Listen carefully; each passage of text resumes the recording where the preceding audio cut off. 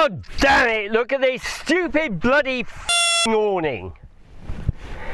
I'm in Portugal, it's absolutely roasting, the sun merciless, I need an awning, and this Foxwing awning has failed. And it's not as if I mistreated it, I'm just taking it down, you see there's a little bit of ripple in the air, but oh no, thing is broken. By God, I would like to meet the who designed this and give him a piece of my mind. I am an engineer and I can assure you he is not. Right, let me explain some very basic engineering principles. You don't need a PhD in engineering like me to understand it. This is what you learn in first year structures at any university or technical college. Now this is what you call a cantilever. And the load on this, it's all resisted at the fixed end there, and it's taken by bending moment. And this is what you call a propped cantilever. And the load is shared between the fixed end and the simply supported end here, and the moment at the fixed end is reduced.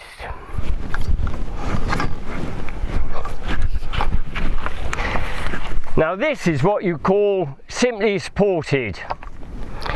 And there's no bending moment here because there's a simple connection, and at the other end there's no moment either. And this is going to be key to resolving the mess which was created by the designer who designed this in the first place. Back in the UK, and I have an apology to make. I do apologise for that very ill-tempered clip at the start of this video.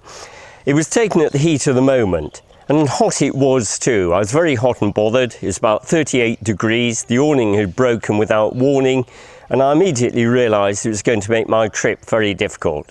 And it did. Thereafter I had no shade, and so when, for example, I should have been sitting in the shade of the awning, having my meal with a cold beer, I had to sit in the cab here in order to get the shade. And in a cramped cab like a Defender 90, that is no fun. I didn't have to put that clip in, so I decided to retain it for two reasons.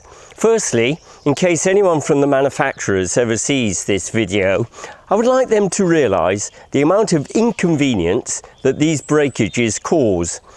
I don't know if they give it a second thought. They obviously have a very nice little sideline selling spare parts for these awnings, but I don't think they even understand the amount of difficulty that it causes.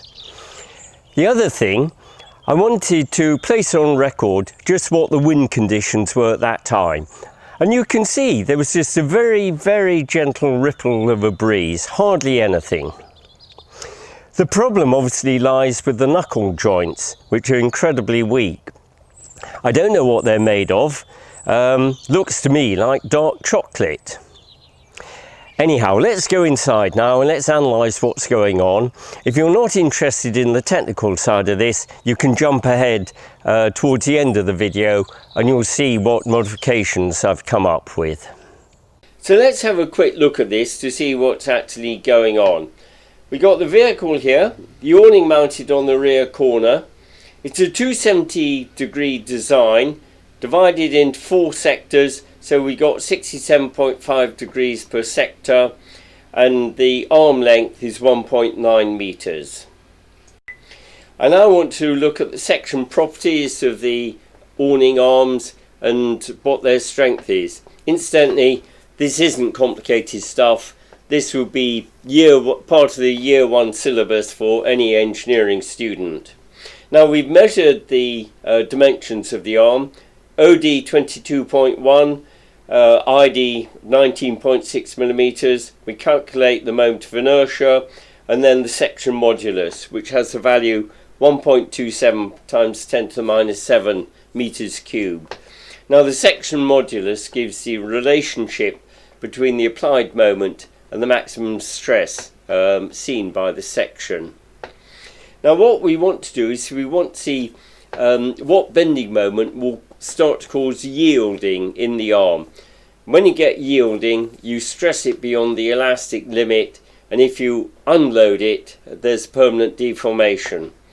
Now I don't know what the properties of the aluminium alloy used are. It seems to me to be pretty soft, and this would be a typical value for a fairly soft aluminium alloy. 200 newtons per millimetre squared yield stress. That's about 80% of what you get for mild steel. And working it through, we find that the moment caused 30 yieldings 25.2 newton meters, which is 2.56 kilogram meters. It's not a lot, is it? I now want to look at the loading which the various arms are subjected to. Now the arms support the awning canvas, and so for example this area of canvas, any load arising from that will be shared between this arm and that arm. So this arm will support this triangle here and that triangle there. Now the first most obvious load it has to support is its own self-weight, but I am assuming that even these designers wouldn't design something which will fail under its own self-weight. The critical load is going to be wind loading, and in particular wind impinging on the side of the vehicle, blowing upwards and bending the arms upwards. And so the arms have to carry the wind load on this area and that area, and this may be approximated by a triangular load distribution with the maximum load being at the free end. I'd now like to look at the bending moment diagrams for the three cases, starting with the cantilever case. Now this is the case where we pulled the arm of the awning out, we haven't yet got the prop in place and it's swinging freely. Now the bending moment diagram looks like this. This would incidentally be a very typical homework problem for a first year engineering student. I could have calculated it from first principles, but I'm a bit lazy, so I looked up the formula and I plotted it out. You'll notice that the bending moment starts at 0 at the free end and builds up to a maximum value at the fixed end, and has value of minus 0.333 or a third. Now I've normalized everything, so this is just a bending moment coefficient, but I'll use it to compare with the other support conditions. You'll note that the bending moment is negative everywhere, and this is because we've got what we call the hogging condition, and in this case in the deflected shape the convex side is upwards. And for good measure I show the deflected shape for this case. Got maximum deflection at the free end, 0 at the fixed end, and as I say the convex side is upwards. We'll now look at the case of the propped cantilever. So we've got the fixed end here at the vehicle, and we've now managed to put the support pole in. The bending moment diagram looks like this. It starts off at 0 at the free end, builds up to a maximum value of 0.042, and then we have what's called a point of contraflexure, where the bending moment passes through 0, and at the fixed end we got a value of minus 0.058. You'll notice that this is about a fifth of the case that we have with the cantilever beam. The bending moment changes sign. Over this portion of the span it's sagging, and here it's hogging. Finally we'll look at the simply supported case. Now what's happened here is that at the supposedly fixed end it's not completely rigid. There has been some rotation and we have relieved the moment here. And the bending moment diagram looks like this.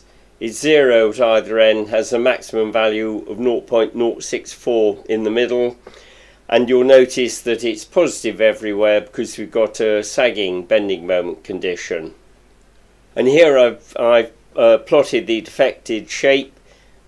As I say, it's sagging moment everywhere, which means that we're convex downwards.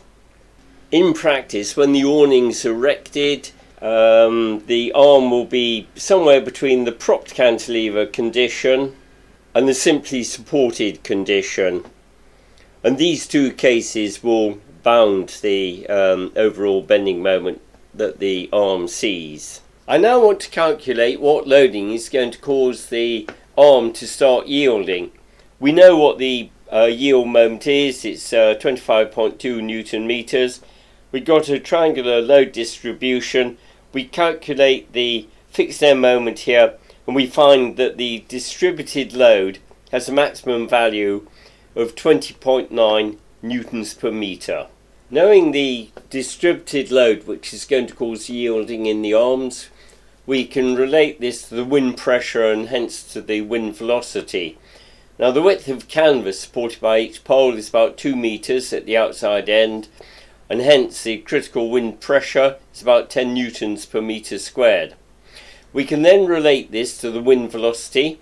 I use a well-established code, CP3, Chapter 5, Part 2, and there's a number of coefficients and conversion factors, but working it through, we find that this pressure will be given by a wind velocity about 4 meters per second, or 14.5 kilometers per hour. This corresponds to Beaufort number 3, gentle breeze. Not very much, is it? Two final calculations I want to perform here. Firstly, I want to see what load the awning pole will withstand when it's in fully erected condition with the prop at the end and the guy wires. And if we repeat the calculation, we see that this corresponds to a wind speed 33 kilometers per hour, which is Beaufort number 5, or fresh breeze. Lastly, I want to see what torsion can be applied into the end of the awning backplate. Now all of these poles can carry potentially up to the yield moment, but they're pointing in different directions, and we have to resolve these moments into the direction which is perpendicular to the backplate. So we do the resolution of the bending moments, and so we combine the bending moment contributions from all of the poles, and we find that the maximum torsion which can be applied to the end of the awning backplate is 31.5 Newton meters, or 3.2 kilogram meters. Now that's not very much, and I think there's basically zero chance of damaging the awning backplate, but I will test it. I just want to check the strength of the end plate and the back plate of the awning to make sure that this can't become overstressed. If you recall, the calculation said that the arms would only exert just over 3 kilogram meters before they started bending. So we'll do a little test here.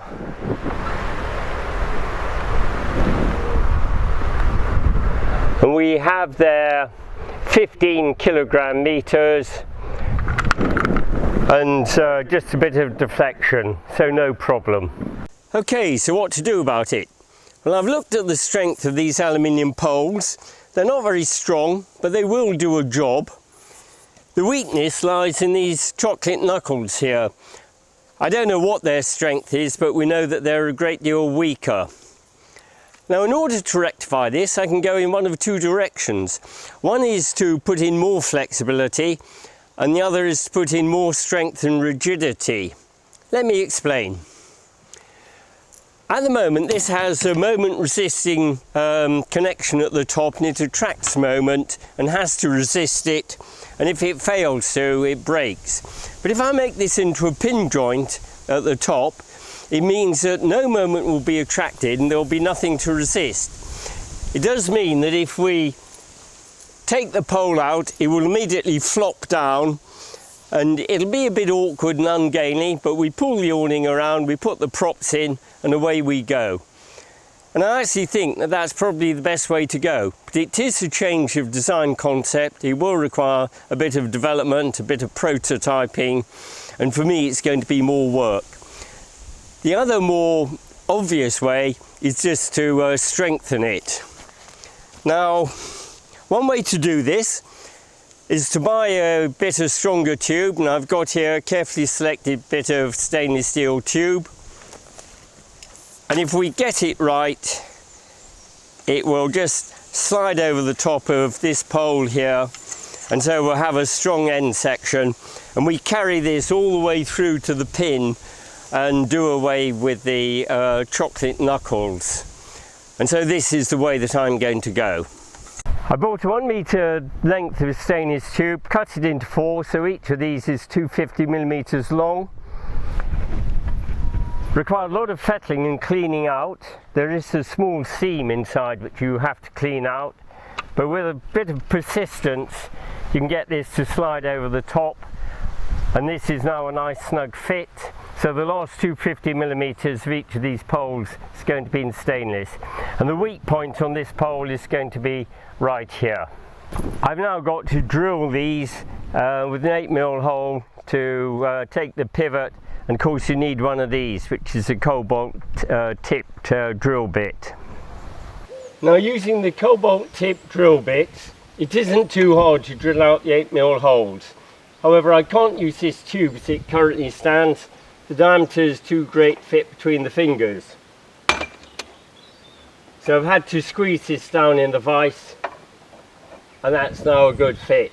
However, I've still got chamfer off the corner because it catches on the outer edge there. Now, in the original design we have plastic sleeves through which the pivot bolt passes. I don't want to use the sleeves. However, it means that the diameter of these holes is too great. I need to use some spacers. Hunting around, I found some nuts here which are a good fit, and I will use them as the spacers to take up the excess gap. We're very nearly done. I got the 4 arms mounted temporarily. At the moment nothing is fixed down. The bottom arm still has the original knuckle joint. And at this end I get everything properly aligned and in the correct orientation. And now all I have to do is to match drill them.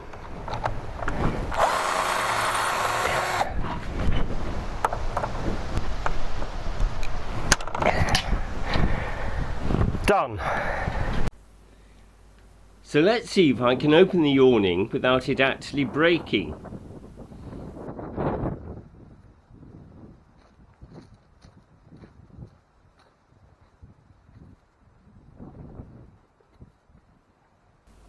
Bingo! Well, this is it. I got the awning deployed. I haven't yet got the props in. It's a little bit blustery today. The awning's flapping around a bit, but I'm not slightly bit worried. It'll take this with ease. With the original design, it'd be failing no time at all in conditions like this. Now, if you look at the swivel joint, it does look the part, doesn't it? And we have the saying, if it looks right, it must be right.